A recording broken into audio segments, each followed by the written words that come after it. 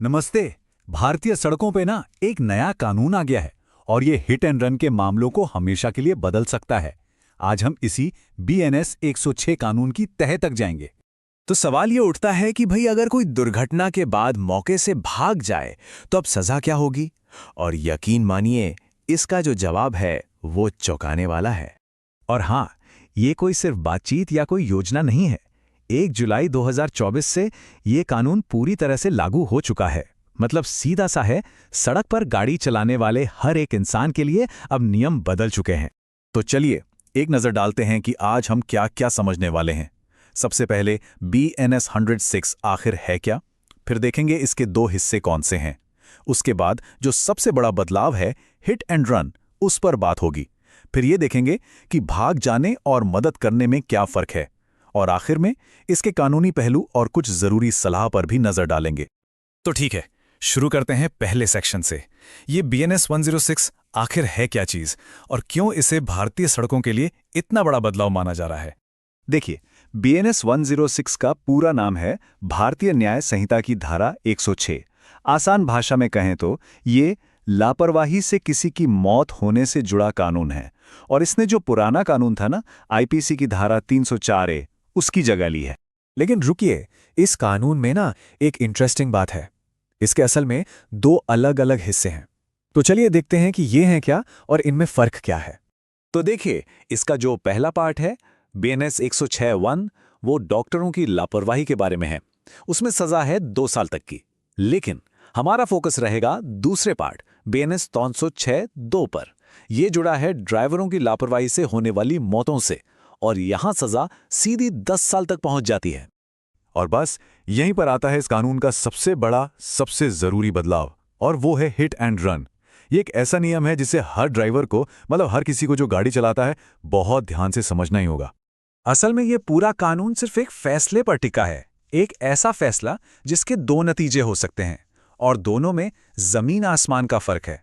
पहला, दुर्घटना के बाद भाग जाना, और दूसरा, मदद के लिए वहीं रुक जाना। तो चलिए एक सिचुएशन सोचते हैं।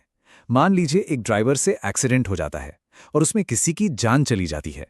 अब वो ड्राइवर घबराकर मौके से भाग निकलता है, ना पुलिस को बताता है ना किसी और को।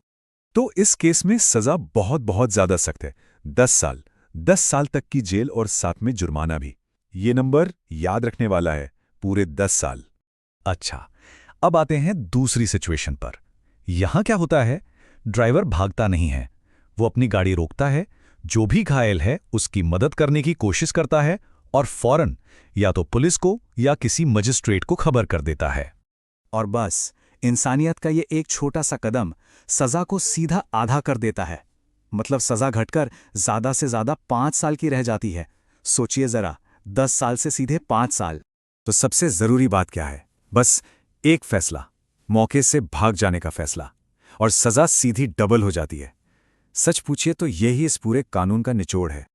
चलिए अब जरा इसके कानूनी पहलू भी समझ लेते हैं, क्योंकि मामला सिर्फ जेल जाने तक का नहीं है। इसके और भी मतलब हैं जो असल जिंदगी में असर डालते हैं।